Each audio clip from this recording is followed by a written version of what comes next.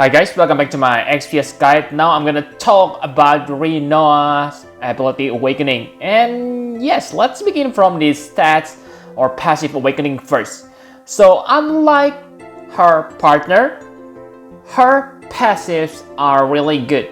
Okay, so the first passive you need to awaken is Pet Palace +2. So with this, you will get extra 80% magic. Whoa, that's insane, because that will make you able to compete with top tier mages at this point of the game. Like you can see here, Ellie only get 150% and High Ultima only get 180%. So Rinoa is better than both of them.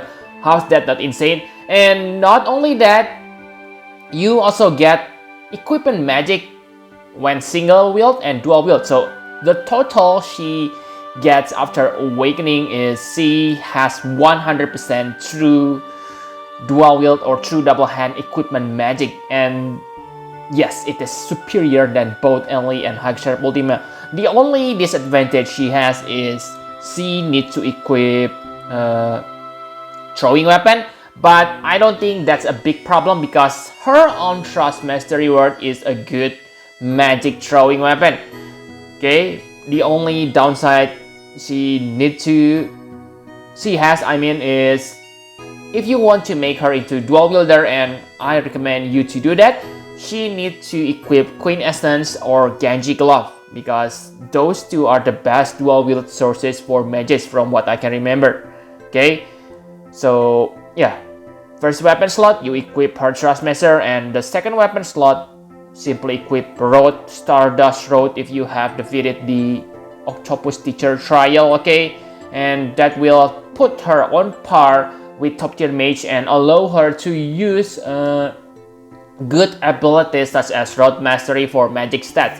So really, Rinoa doesn't have any problem for her stats, and like I said, unlike Squall, her Guardian Force +2, okay, is really useful because she already has that 200% innate magic boost. So getting another 200% are not that hard for Rinoa, okay? Unlike Squall only get 130%. So with this 50% is really nice because to get increased stats after you max the bonus cap. Okay, so really good stats.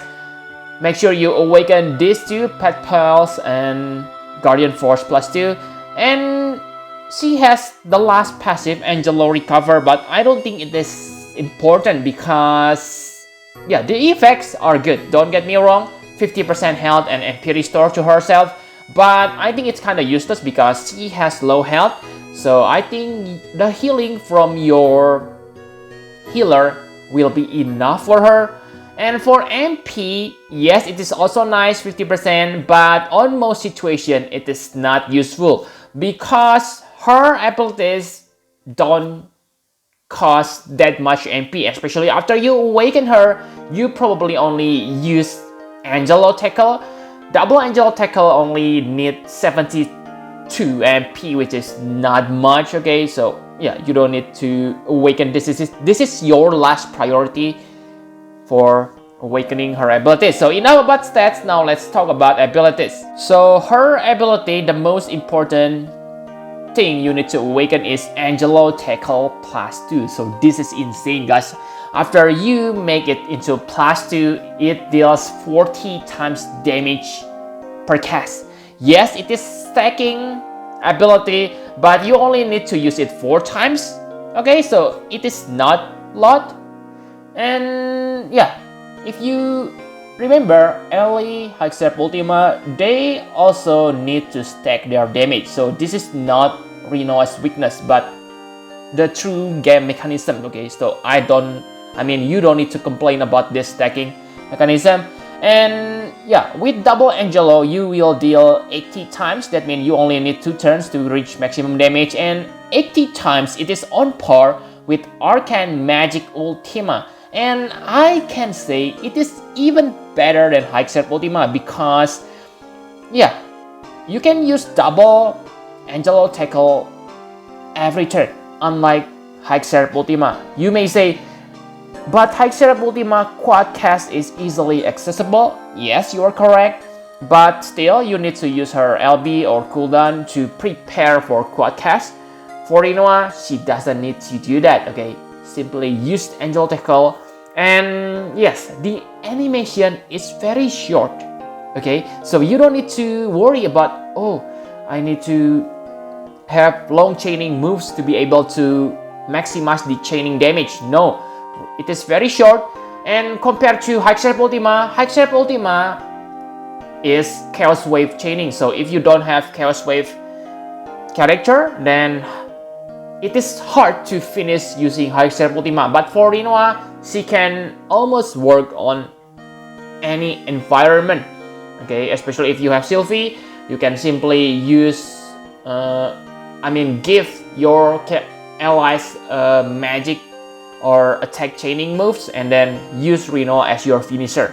Really good. Okay, so I can also say she is kind of magic version of Regina. Yes, maybe you say, but you cannot take the advantage from the Imperil. Yes, that's true, but that's also same for High Seraph Ultima. Okay, that's why I say Rinoa right now is the best non-elemental finisher. Okay, really good character. Again, like Skull, I only have one Rinoa on my party, and I'm kind of tempted to use my UOC to get her, but need to hold it. Okay, really good characters. And yes, the awakening cost is very expensive, 1 million per upgrade, and you can see this using 2 pure crays on each upgrade, but it's totally worth it. Same for double Angelo. Okay, so yeah, you will need 8 black pure crays to fully upgrade double Angelo and Angelo Tackle. But again, I repeat, upgrade them, they are totally worth the price. And finally, your last priority ability awakening for Rinoa is Angel Wing. Don't get me wrong, this Angel Wing is good because yeah, this solves one of Rinoa's big problem. Okay, like you have seen before, Rinoa doesn't get any defense and spirit boost. That means she is really fragile, but with this, she can buff herself with 200% defense and spirit, and that will be helpful for her. But I think the triple unlock is useless right now because first, Apocalypse deal inferior damage compared to Angelo Tackle, and then Apocalypse has super long animation. Okay, so yeah, Apocalypse, rest in peace. Your time is over. Okay, I thought they're gonna awaken Apocalypse, but it is really surprising me, guys. Really, Global really do good job for old characters like Rinoa and Squall. On Japan, Rinoa and Squalls are shit tier, but on the Global, I can say both of them right now are SS tier, or even maybe S tier. SS tier may be kind of exaggerated, but no for Rinoa, because really based on Furcula damage calculator, Rinoa can deal really high damage within 6 turns. Okay, and this Angel Wing also increase magic 300% for one action, so your Angelo Tackle gonna be insane, guys. But again, like I said, this is your rush priority. The auto revive, not that important, I guess, but nice thing to have if you don't have re-raisin on your party. And with that, my conclusion for Rinoa, oh boy, she was really good. Okay, I have said this forget how many times, but she is the best non-elemental magic finisher at this moment of the game. Okay, she can spam that 80 times damage, non-elemental damage every turn, and yeah, it is much superior than High Seraph Ultima. And another important thing is she is MP friendly unit. So with quad cast, I know High Seraph Ultima has lots of MP, but still, when you're fighting against enemy who can absorb MP, then I can say Rinoa is better because yeah, she only needs 72 MP to cast that Angelo Tackle. So yeah, really good characters. I give her 10 out of 10, maybe 10 plus plus. If you compare her to Ellie, yes, Ellie can take advantage from the enemy in peril, but again,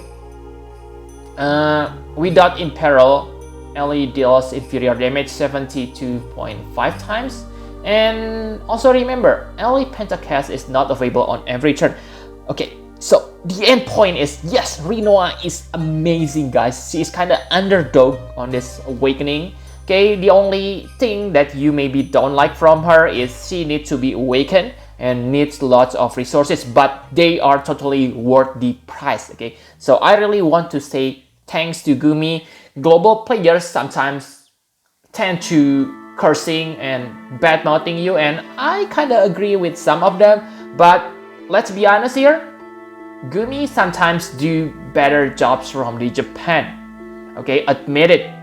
For characters like Rinoa and Skull, okay, they do better job than Japan. And I think after looking at this treatment, I believe that global future may be brighter than Japan, okay? Because yeah, Summon Fast, XT Cat, but I believe on global they probably won't implement the Summon Fast because of the backlash on the Japan. And also remember, don't complain about the story reset. Maybe the reason why Japan do Summon Fast is because they reset the story, so the players have too many lapis. Okay, so if that's the price for Summon Pass, I prefer we don't get story reset on the global, okay? But that's just my opinion. You are free to badmouth about Gumi, but yeah, I'm really happy about this update. So thank you very much for watching. Please hit the like button and subscribe to my channel for more Final Fantasy Parallax Fuse guide. Bye bye guys!